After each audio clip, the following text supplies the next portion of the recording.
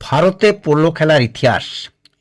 ঘোড়ার পিঠে বসে দ্রুত গতিতে ছুটে চলা খেলোয়াড়, হাতে লম্বা স্টিক আর ছোট্ট একটি বলকে লক্ষ্য করে চলেছে তীব্র প্রতিযোগিতা।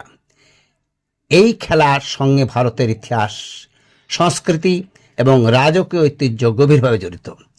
ইতিহাসবিদদের মতে প্রায় 2000 বছরেরও আগে পারস্যে এই খেলার সূচনা হয়। পোলো শব্দটি এসেছে তিব্বতী ভাষার পুলু থেকে, যার অর্থ বল। ভারতে পোলো প্রথম জনপ্রিয় হয় উত্তর পূর্বাঞ্চলে, বিশেষ করে বর্তমান মণিপুর অঞ্চলে। মণিপুরে এই খেলাকে বলা হতো সাগল কাংজেই। ভারতের বিভিন্ন রাজবংশ যেমন পুত রাজারা, মুঘল সম্রাট, উত্তর ভারতের বহু রাজপরিবারে ছিল মর্যাদার প্রতীক। মুঘল সম্রাট আকবর ছিলেন এই খেলার বড় ভক্ত। 1859 সালে আসামের শিলচরে বিশ্বের প্রথম আধুনিক পোলো ক্লাব প্রতিষ্ঠিত হয়। এটি ছিল ক্যালকাটা পোলো ক্লাব।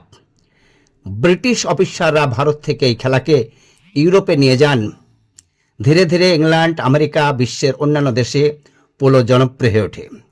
অর্থাৎ আধুনিক বিশ্বে পোলো জনপ্রিয় হওয়ার পেছনে ভারতের বড় অবদান রয়েছে। একসময় কলকাতা ছিল এশিয়ার পোলো রাজধানী।